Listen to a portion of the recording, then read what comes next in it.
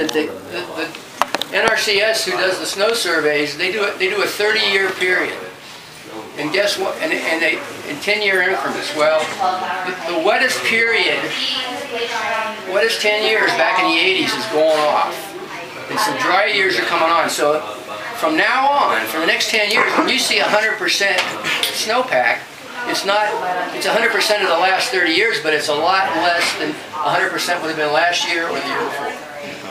So, probably more important, I mean, that's kind of a rough thing to follow, but at the same time, just realize that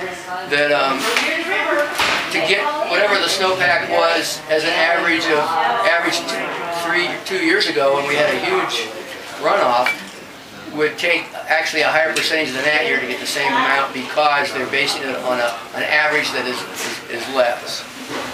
So with that, you know, I'll open up for questions that you guys have, but I think that's the bottom line for this year. How much are they going to bring through the pipes this year? Do they have any estimate? Well, last year it was only about 12,000 CFSC. The average is 56,000, and well, that's Tom, you know.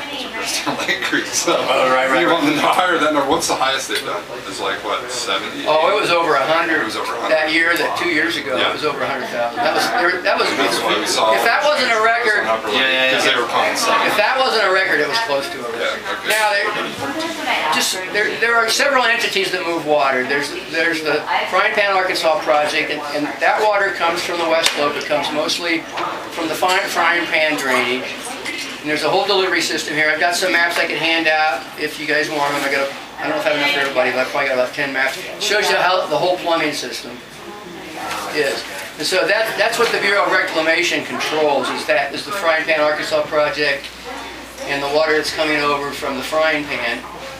It goes into Twin Lakes, and then from Twin Lakes it gets moved to well, no, it goes into Turquoise. It goes into Turquoise, then into Twin Lakes, and then it goes down the river. And then there's the Twin Lakes water that comes over from Aspen. I don't know if you've been up the Independence Passage. You've seen that tunnel up there. That's all Twin Lakes water. That used to be ag water, and back in the day, back in the 70s and earlier, what would happen there was the water would get diverted in the springtime. They'd store it in Twin Lakes. They'd release the water in the summertime. So those were the golden days of boating, except hardly anybody boated back then. This is like the 30s through the 70s. And so in the interim, what happened was almost 90% of that ag water was purchased by municipalities: Colorado Springs, Aurora, Pueblo West. So now what happens is the vast majority of that water, it either goes through the Otero pipeline north of town, so you never even see it in the river, or the water that does go down the river, it doesn't necessarily go down in the summertime. It may go down in the winter, or it can be exchanged back upstream, but there's less likelihood that you're going to see Twin Lakes water in the river during the summertime when you want to boat. Now, the Pueblo Board of Water Works, they own Clear Creek, and they also have a lot of other water rights outside of the Frying Pan Arkansas project. They store that water either in Clear Creek, Twin Lakes, or Turquoise. They have been the most proactive, and they've been, of any municipality or any entity, they've been the best friend that the boating community has ever had. But that being said, they're just like everybody else this year. They don't have any water that they have is already downstream in Pueblo Reservoir. That's something that's happened this year, right? Pueblo's pretty full. Well, it's not. It's fairly full. It's not full, but it's got way more water than back in 2003. You know. So now. So that's where that water's coming from. Any water that Aurora has, they're either taking it out before it even hits the river, they're sending it to Turquoise, Twin Lakes, through the Otero pump station, so you never see it, or they bought water in the lower river at Rocky Ford a number of years ago, and they're actually dewatering the river and moving that water through the Otero pipeline. So generally speaking, Aurora is not in a position to help with flows.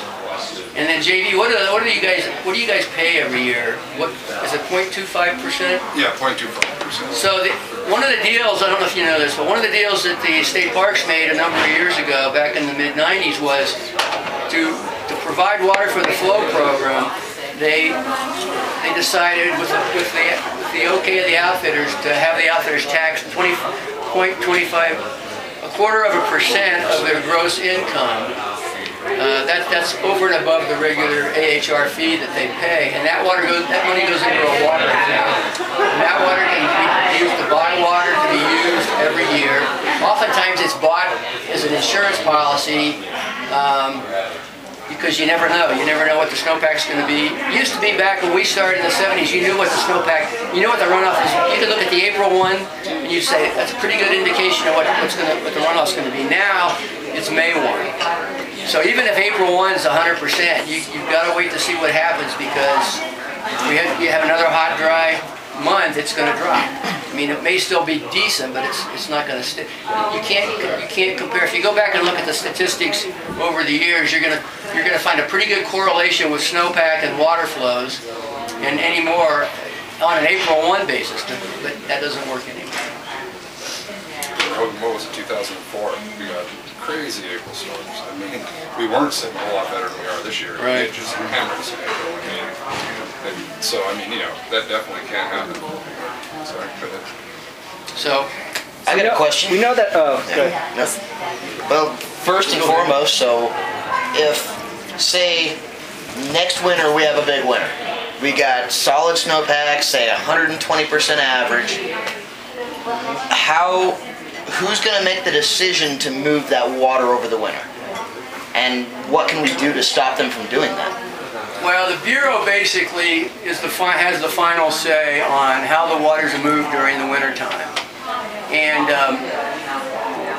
there's actually a group that deals with the voluntary flow program, and they meet several times, and that includes Chaffee County, that includes the outfitters, Arkansas River Outfitters Association, state parks, Trout Unlimited, Southeastern Water Conservancy District, and the state of Colorado, the Department of Natural Resources. We could spend a half an hour talking about the war between parks and wildlife before they joined, and then DNR, the Department of Natural Resources, they all had to answer to DNR, and then DNR would come out every year with basically the same flow letter, but. And that's you guys. Right when we sat down, what was it? Mick was asking about the letter. I was asking about it. Yeah, this is speaking to the letter. Yeah. So the letter's pretty standard, although there's some stuff that wasn't in the letter that needs to be taken out of the letter. But to answer your question on a general basis, it's looking now like they're going to start having meetings earlier. They understand that the way that the flow program is set up now, they don't have to have a meeting until the end of May.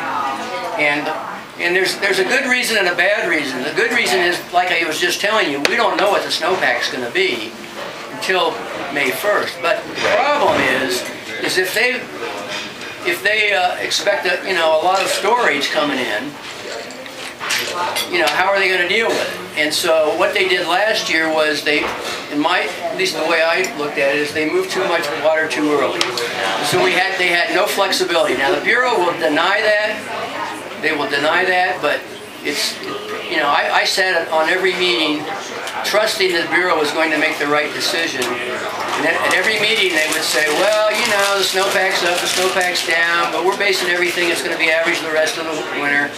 And then there was a little other issue that the wildlife folks had gotten the Bureau's ear, and it kind of convinced them that they wanted all the water run before April 1st, ideally before March 1st. So again, no flexibility, and we hope that's going to change. But the flow program works great, except in severe drought. And the longer the drought goes, the less the flow program can help, because it's all based on augmentation with trans mountain diversion water. Right. And so This year, because of what they did last year, we're stuck with basically nothing unless the snowpack improves. And I guess the good news is you don't have to worry about them moving water down early, so that if we do get some great snow, some weather in March and April, there will be water up there that can be used. But it's very complicated. You've got to have enough water to run the power plant. Surprisingly, that's the largest hydro plant in the state of Colorado. The Twin Lakes. Right. Yeah. The largest. And is there any way we can squeeze some more people in? There's a lot of people out here that are trying to hear. Oh, really? We can just kind of, or take them on and push them. Yeah. There's a little more room for you guys that want to hear into this.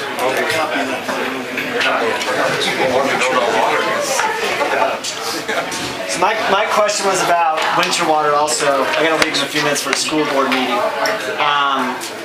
And so I think that got answered, but you talked about a minimum flow of 250 CFS for fish habitat. So what might happen on a year like this year? Will they allow it to drop below 250? they will. Okay. It already has. Yeah. Right, that's what I was going to say. It's been There is absolutely no water now. One of the things that the Division of Wildlife is, I keep calling the Division of Wildlife, it's Parks and Wildlife, but I should use the fisheries folks. They understand, they've come to the conclusion that flows below 250 when the water, in the winter time and in the late fall, is not a problem. Yeah. There's two real problems. One problem is that the flows, when the trout spawn in mid-October through early November, if the flows drop below that number, then you're going to see a lot of eggs killed because they're reds, which is the trout lay their eggs and it's called a red. And then when you're floating down the river late fall and you see these big white spots in the river, that's what the trout are doing. The female goes in there and makes a little nest, and then it kind of clears away all the algae and stuff, so it looks really kind of white. And then she lays her eggs, and the male fertilizes those. But so that's the one issue.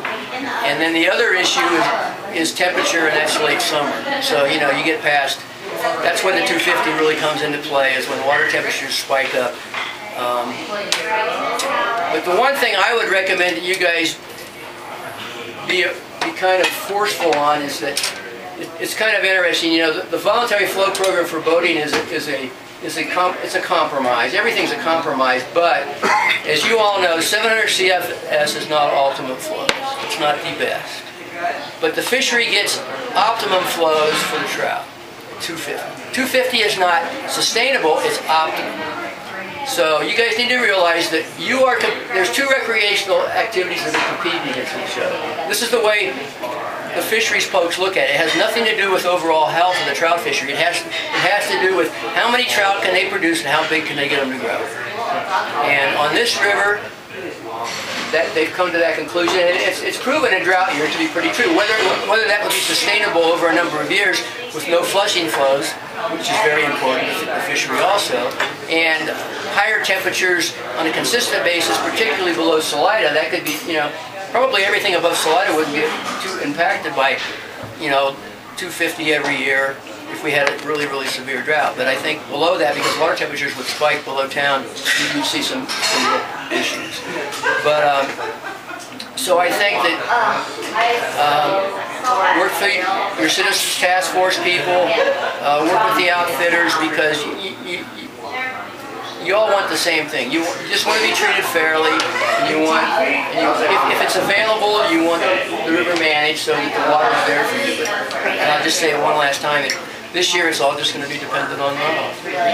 One of my other quick questions is, so I've been reading studies about the low flows and the benefits to the fishery. So is there any studies of the high flows in the winter? If that's the time to transfer water, is that detrimental to the fisheries when it's 500-600? If you would look at their charts, you would think it would be. To be honest with you, they have not done a scientific study since the 70s, early 80s. So all the data that they have, and it's not necessarily bad data. The data that they have is pretty good, but they've never really studied the effect of high flows during the winter. Now they're saying it's not as important. because the fish, you know, the water's cold, the fish are not eating much. They're not eating much. They kind of move from riffly waters to deep pools, so they don't have to expend so much energy. So if they can find deep pools to hang out in, they're probably okay. If you think about it, these high flow years, we had 2 high flow years in a row, and it really didn't harm the fishery at all. But what it did was, I mean, I'm an avid fisherman. I'm a Trout Unlimited member. I have been over the years, off and on. And I'm as passionate about trout fishing as I am boating, but I still, it's never gonna end. I don't think. It's just gonna be, you guys have got to be vigilant, make sure you're being treated fairly, and I would suggest that you look at them doing some more studies. Not only that, but you know, what is a minimum flow at different times of the year that's going to sustain the fishery? Because in a natural river system, you know, it changes every year. And even, I mean, I've heard of places where there's been catastrophic. So I'm really sorry. Don't hate me. Did you guys want anything to eat? Everybody okay? Okay, cool. Sorry, I'll leave you alone now. Okay. Reed, this winter, high flow has just been happening a couple of years, hasn't it? It's kind of a new thing. Is it something new? No, It's not? no. Anytime, if you go back and look at the record the last 20 years, anytime you see flows much over 250 CFS in the winter, they're being augmented. So if you don't see a whole lot of snow in November, December, January, the releases are going to be less. Yeah. And the other thing is, in previous years, if you have like two good years in a row, they're going to have a lot of water up at Twin Lakes and Turquoise, and they've got to get rid of that water so that they can import for the coming year.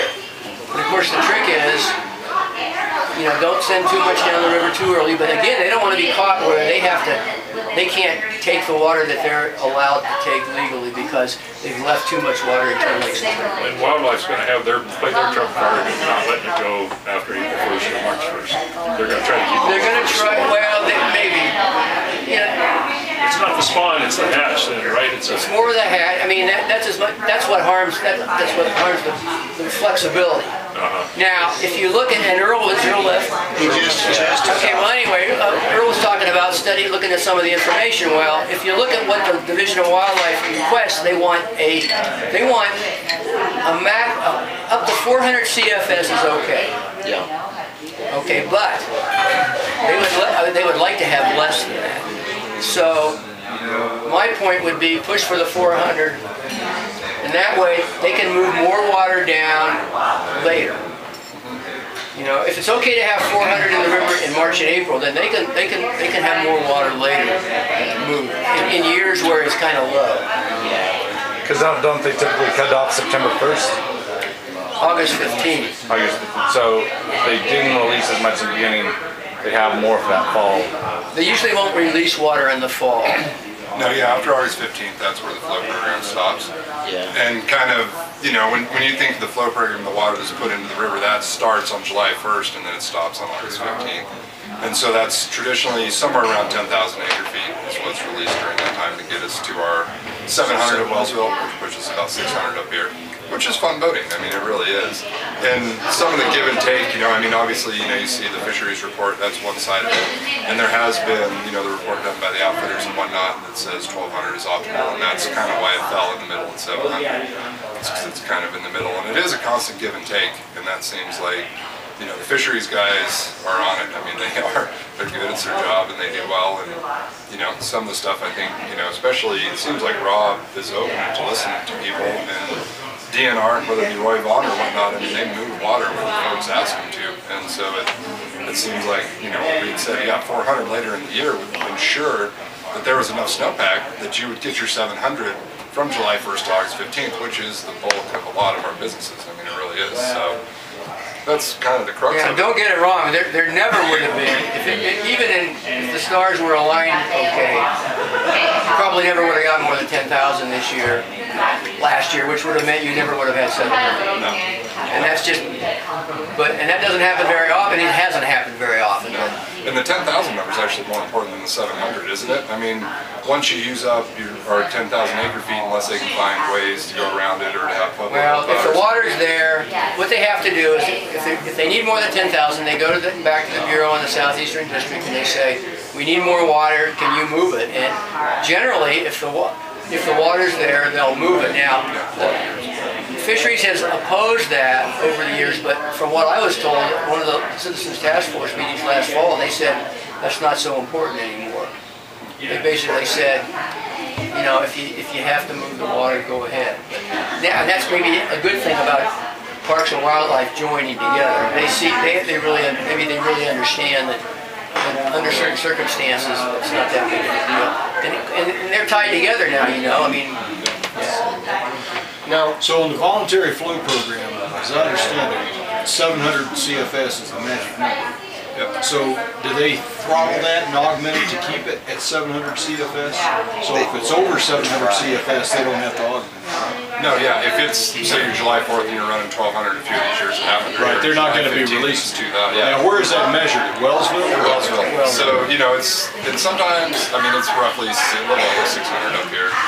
There's not a whole lot that comes in from here in Wellsville, do you think? I think if you look, That's about it. yeah, but if you look at the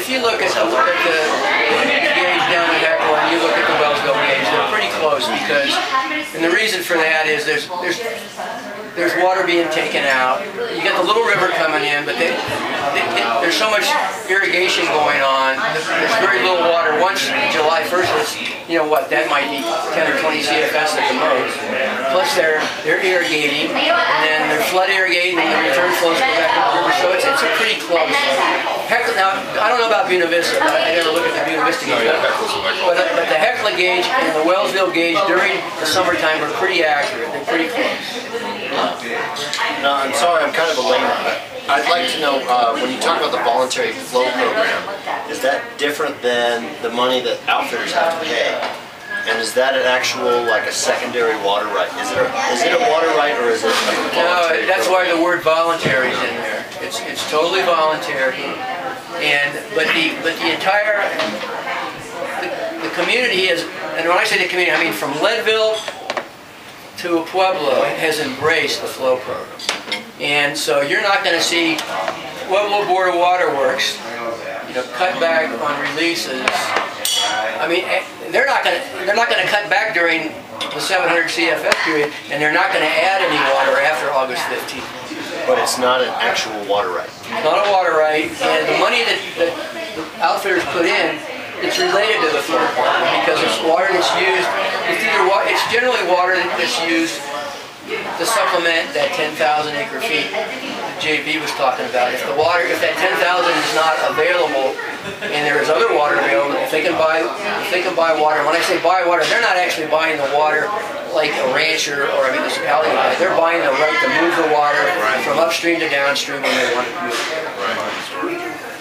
It's like You'd say you need to just be a little more kinetic. We really don't have a voice as private movers. You do have a voice on the Citizen Task Force. And then we probably need support Crow as well, because they're also pretty heavy. Crow and Aroa, I mean, you know, and Aroa, and I know commercial outfitters, we all get our bad name, but Aroa, you know, whether going down whether it was Reed and it's been down through Craig Felt now, or Tony has done a bunch of it. I mean, some of those guys put so much time into fighting for the water thing that, I mean, that's why Buffalo Joe's and Four Corners, why we're members of Aroa, is because of water. Because that's the point, man. We have a little war chest, you know, we all pay our fee. I think it went up to 12 cents a head that we put every year into a coffin. Most of the time it goes to lawyers' fees, you know, where we'll get not into lawsuits, but so you can keep up to date of them and all that stuff. And that's the major thing that Aroa does, is fight for water. And I mean, it's year in and year out. That's what. But how does that work with AHRA when they're getting money from put-ins and takeouts? AHRA, you know, they go to water. No, but the water right would be kind of associated with people who are using the river. well, and AHRA. In the same way that an outfitter charged 12 cents months ahead. Yep. You know, and then we pull that money, we give it to the HRA, and then they're the ones that either, buy the storage to move it or whatever. And like I said, in a year, 2008, water's cheap. It goes a long way. This year, water's going to cost a lot of zeros this Would year. more donations in that regard to health? Yes, I mean, it definitely would. That got kicked around at our last meeting, where there's lots of different proposals out there. Where, you have, I don't know if you guys know Andy Ninus, but Ninus said we need to talk around $5 for every user. Yeah. And, would but that's one extreme, down to maybe raising it to $1. Then, you kind of got to kick that against the wall of, okay, how far will this get us? And, when we were talking to Rob, he was thinking to even buy, the flow program's 10,000 acre feet. If you were in the open market to go out and buy 2,000 acre feet, you would need $40 to $60 million. So that's a lot of $5 heads to even make. I mean, the numbers in these guys that they play with, they're nice enough to let us float on the water. And it's they deal in a different level. We had the intergovernmental meeting a couple of weeks ago, and they're saying Aurora's talking about $1,100 an acre foot. Really? Jeez. Yeah, it's not. Well, and I don't know what's a per share. But they're using the water. We're just passing it by. So Well, and that's why the water courts don't say that we have a water right for You have the right to move that water. but it's either municipal You can't. or agricultural. Yeah, and State Parks does own a little water because another component of the voluntary flow program is that the water that's moved early and goes to Puebla will evaporate faster than the water that stays up in Turquoise. So that's water that's lost to the ag users and the municipal users. So State Parks makes that water difference up with wet water. So they have money to do that. And part of when you guys get if you live here and you get a State Parks pass, that some of that money goes for all that money goes for management, keeping everything up. And if you just use the park intermittently and you buy a pass every time you use it, the money goes. That's where that money goes. I mean, a little bit of it, not all of it, obviously, but some of that money is going to keep things looking pretty good.